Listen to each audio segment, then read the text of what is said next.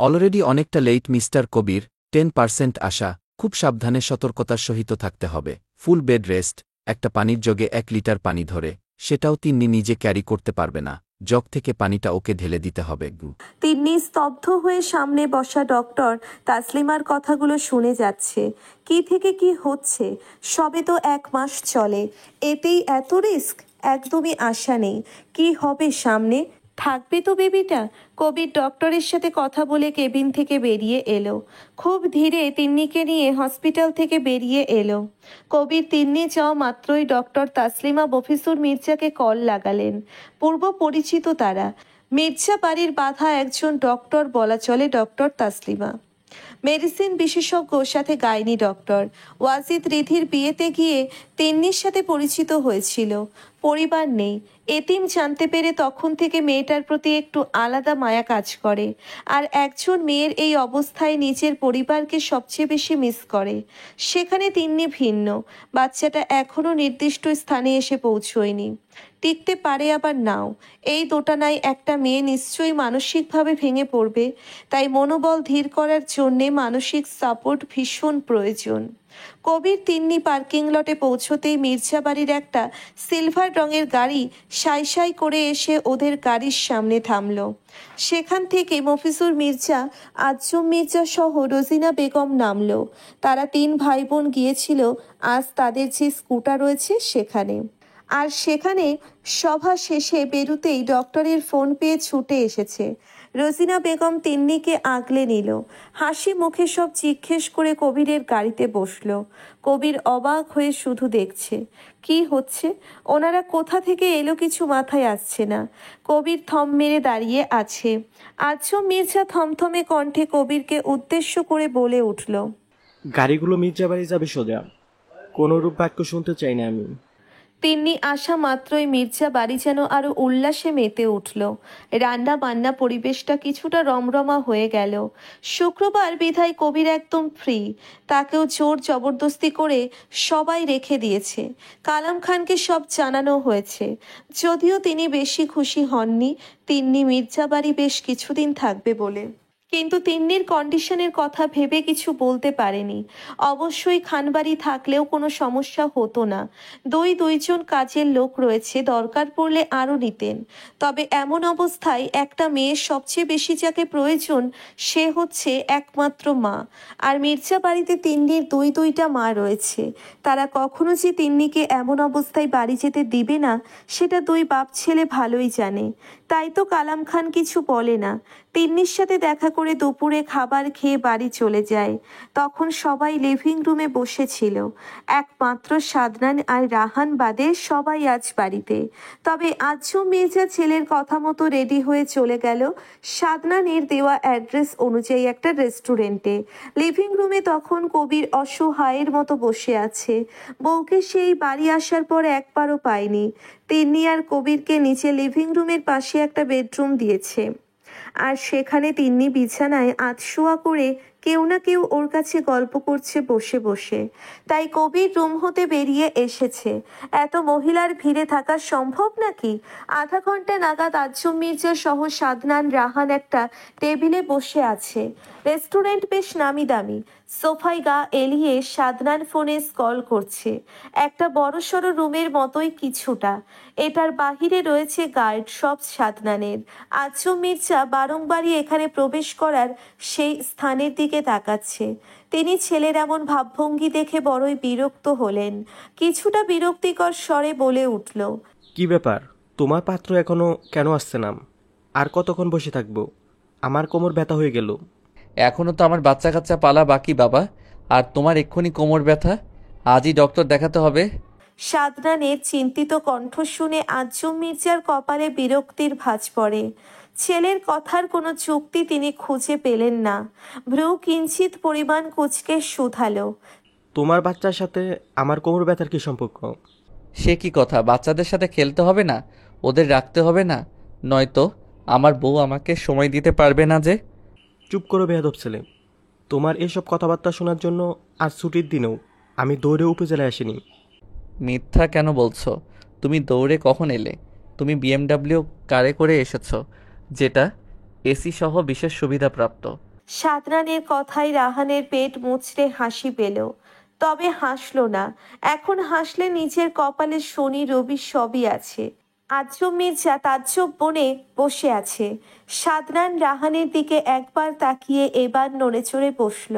Serious mood নিয়ে বলল, বাবা সারা আমাদের সবার আদরের। ওর কষ্ট হয়, ও দুঃখ পাবে, এমন কিছু আমি তুমি ইভেন আমরা কেউ করব না। ও যদি অল্পতে খুশি থাকতে পারে, আমরা কেন ওর সেই খুশি ছিনিয়ে নেব? অবশ্যই না। ওর খুশিতে আমরা খুশি। ও ভালো থাকলে আমরা নিশ্চিন্তে থাকব। আর আমার মনে হয় ও ওর ভালোবাসার মানুষটার সাথেই খুশি থাকবে। হঠাৎ কেন সাদনান এসব বলছে কিছু মাথায় এলো না আজম মির্জার। তবে লাস্ট কথাটায় তিনি অনেকটাই অবাক হয়েছে। সারা এমন কিছু করেছে, তাহলে তিনি কিছু টের পেল না কেন? অবশ্য পাবেই বা কী করে? একজন মেয়ে যদি এমন কিছু করে তবে সবার আগে সেটা তার মায়ের কাছে ধরা পড়ে। সেক্ষেত্রে তিনি তো বাবা, আর যদিও এসব করেই থাকে, তাহলে সালেহা কেন তাকে কিছু বলল না? নাকি সেও জানে না এসব, নাকি জানে ইচ্ছে করে বলেনি? আজম মির্জা থমথমে কণ্ঠে জিজ্ঞেস করলো, কি বলতে চাইছো সারা? হ্যাঁ মামা, আমি সারাকে ভালোবাসি। আজম মির্জা মনে মনে এতক্ষণ প্রশ্নের ঝড় তুললেও এ পর্যায়ে তিনি একদম নীরব হয়ে গেলেন। শান্ত দৃষ্টিতে তাকালো রাহানের দিকে। রাহান নিজে থেকে নিজের ঘাড়ে অপরাধ নিয়ে বলতে লাগলো, মামার কোনো দোষ নেই, প্লিজ ওকে তুমি ভুল বলছো না। আমার মেয়ের ব্যাপারটা না হয় আমাকে বুঝতে দাও। 8-10 মাস পর আমি এ ব্যাপারে কথা বলবো। ততদিনে তুমি একটা চাকরির ব্যবস্থা করবে। বিয়ের পর অবশ্য তুমি আমাদের কোম্পানিতে আবার জয়েন করবে। যদি প্রশ্ন আসে তাহলে চাকরি কেন খুঁজতে হবে, তাহলে আমার উত্তর হবে আমার মেয়ের জন্য আমি যোগ্য পাত্র চাই। এমনটা কখনো যেন না হয়। আমার মেয়ে এবং মেয়ের জামাইকে কখনো মির্জাবাড়ির কাছে মাথা নত করে থাকতে না হয়। তাই নিজেকে প্রমাণ করার একটা সুযোগ দিলাম তোমায়। এক নিঃশ্বাসের কথাগুলো বলে থামলো আজম মির্জা। সাদনান রাহান চুপ করে শুনে গেল, শুধু কিছু বলার মতো অবশিষ্ট নেই। একদম শুরু থেকে শেষ করে দিয়েছে কথার। আজম মির্জা একটু পানি খেলো। বসা ছেড়ে রুম হতে বেরিয়ে আসার উদ্দেশ্যে পা বাড়িয়ে ফের ফিরে তাকালো সাদনানের দিকে। অতপর আবারও থমথমে কণ্ঠে সাদনানকে উদ্দেশ্য করে বলে উঠল, আর হ্যাঁ, তোমাকে বলছি, চাকরির ব্যাপারে কোনো সাহায্য করবে না তুমি রাহানকে। আমি জানি ওর যোগ্যতা দিয়ে ওর একটা ভালো পোস্টে জব হবেই। বাবার রিয়াকশন কি ছিল? কোনো রিয়াকশন নেই, শুনলে তো সব। সাদনান মোলায়েম কণ্ঠে জানালো। প্রিয়তা সাদনানের চুলের ভাঁজে ফের আঙ্গুল চালায়। সাদনান বউয়ের পেট চড়িয়ে আরও কিছুটা প্রিয়তার কোমর চেপে নিজের সাথে মিশিয়ে নেয়। বাহিরে কুড়ি কুড়ি বৃষ্টি হচ্ছে। ব্যালকনির দরজা খোলা। তার উপর রুমে ফ্লোরে বসে আছে ওরা দুজন। বাইরে থেকে আসা ঠান্ডা বৃষ্টির বাতাস আর নিচে টাইলস ঠান্ডা, দুটো মিলে শরীর হিম হয়ে আছে। প্রিয়তার পেটে সাদনান বার কয়েক নাক ঘষে। প্রিয়তা সাদনানের চুলে মৃদু টেনে বলল, সব সময় ঠান্ডা। শোনো, ভার্সিটি থেকে নোটিশ দিয়েছে। এটা কোনো মার্কস হলো জান? তোমার সেকশনে তোমার সবচেয়ে নম্বর কম। এমন হলে আমার সম্মান বলে কিছু থাকবে না। সাদনান শোয়া থেকে উঠে বসে অসহায় চোখে তাকিয়ে কথাগুলো বলল। প্রিয়তা ভাবলেশহীন বসা থেকে উঠে দাঁড়িয়ে বিছানার দিকে এগুতে এগুতে জানালো, এমনি হবে, পড়তে চাই না আমি। তো কতদিন বলেছি সংসার করব, আপনার তো সেসব শোনার প্রয়োজন নেই। সাদনান ফোঁস করে শ্বাস ফেলে। এগিয়ে এসে প্রিয়তাকে পেছন থেকে জড়িয়ে ধরে ঘাড়ে নাক ঘষে আদুরে কণ্ঠে বলল, এটা কেমন বাচ্চাদের মতো কথা বলছো? সময় চলে যাচ্ছে না? নিচে তো বুড়ো হচ্ছেন, সেদিকে খেয়াল আছে? প্রিয়তা নিজেকে ছাড়ানোর চেষ্টা করতে করতে বলে উঠল। সাদনান ছাড়ল না বউকে, শক্ত করে জড়িয়ে ধরে ফিসফিস করে জানালো, আমি বুড়ো না জোয়ান সেটা রোজ রাতে প্রমাণ করি। চলো, তোমার যখন বিশ্বাস হচ্ছে না তবে আবার প্রমাণ দেই। আজ 3 দিন হয় রাহান বাড়ি নেই। চাকরির খোঁজে আছে। অনেকগুলো কোম্পানিতে চাকরির জন্যে আবেদন করেছে। আর সেগুলোর সব ইন্টারভিউয়ের জন্যে সে কোনো এক বন্ধুর বাসায় রয়েছে। আজও একটা ইন্টারভিউ ছিল। সকালে একবার সারাকে ফোন করে জানিয়েছে। সারাদিন আর কোনো খবর পাওয়া যায়নি।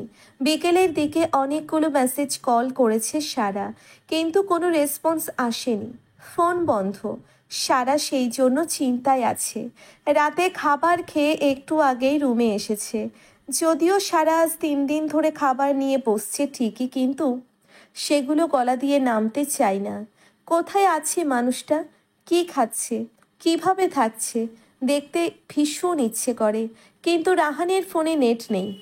নেট নেই বললে ভুল হবে, রাহানের কাছে নেট নেওয়ার মতো অহরহ টাকা নেই। মির্জা বাড়ি থেকে সে 1 পয়সাও নেয়নি।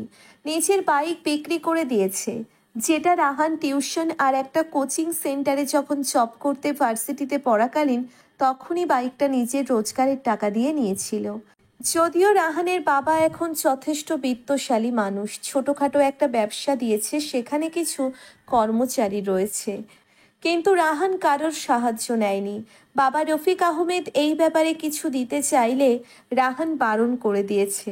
আজম মির্জা যেমন আদেশ দিয়েছে তার চেয়েও বেশি রাহান পালনের চেষ্টা করছে, একদম নিজের প্রচেষ্টায় কিছু করার চেষ্টা। আর সাফল্য অর্জন করার ফার্স্ট স্টেপই হলো চেষ্টা।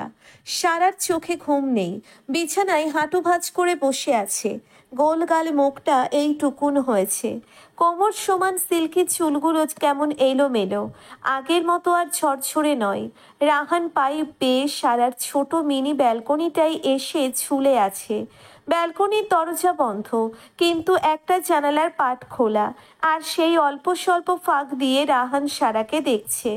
রাহানের মায়া হয়, বুক চিরে দীর্ঘশ্বাস বেরিয়ে আসে, নিচে একবার গার্ডের দিকে তাকায়। একজন গার্ড রাহানকে পাইপ বেয়ে ওপরে উঠতে সাহায্য করেছে। রাহান গার্ডের দিকে তাকিয়ে কিছু ইশারা করতে গার্ড লাইট নিয়ে চলে গেল। রাহান রেলিংয়ের ফাঁকে পা দিয়ে ওঠার চেষ্টা করতেই পা লেগে একটু ফুলের টপ কাত হয়ে পড়ে গেল। রাতের নিস্তব্ধতায় ভালোই শব্দ হলো। সারা চমকে উঠল, ভীতু চোখে ব্যালকনির দিকে দৃষ্টিপাত করতেই লম্বাটে পুরুষের এক অবয়ব দেখতে পেল। কিঞ্চিত সময় লাগলো মানুষটাকে বুঝতে। বসা ছেড়ে এলো, দৌড়ে দরজা খুলে ব্যালকনিতে চলে গেল। সবার আগে নিচে তাকালো, পরপরই রাহানকে টেনে নিয়ে ভেতরে আস্তে আস্তে ভীতু স্বরে জিজ্ঞেস করলো, আপনি বাড়িতে কি করে প্রবেশ করলেন? এতটা উঁচু কি করে আসলেন? কেউ দেখেনি? সারার বাচ্চা বাচ্চা প্রশ্নে রাহান ক্লান্তিতে চোখ পিটপিট করে তাকালো সারার চিন্তিত মুখপানে। সেসব তোকে জানতে হবে না। শুনলাম খাওয়া দাওয়া করছিস না ঠিক মতো, এই কথা কেন বলছিস না? হ্যাঁ, আমি এত কিছু কাজ জন্য করেছি তোর জন্য, আর তুই আমার সব কিছুর এই দিন দিচ্ছিস? সারা কোনো কথা বলছে না। রাহান সারার 2 বাহু ঝাঁকিয়ে জিজ্ঞেস করে। সারার চোখ টলমল করে। রাহানের হাত সরিয়ে আলগোছে মাথা রাখে রাহানের শক্তপোক্ত বুকে। রাহান একদম চুপ হয়ে গেল, নিজেও এক হাত দিয়ে জড়িয়ে ধরে আর এক হাত সারার মাথায় রাখতেই সারা ফুপিয়ে শব্দ করে, তবে কাঁদে না। ধরে আসা গলায় বলল, আমার আপনার জন্য কষ্ট হয়। এত ভালো ভালো খাবার আমার গলা দিয়ে নামে না। আপনি যেখানে এত কষ্ট করছেন সেখানে আমি এসি রুমে আরাম আয়েসে দিন পার করছি।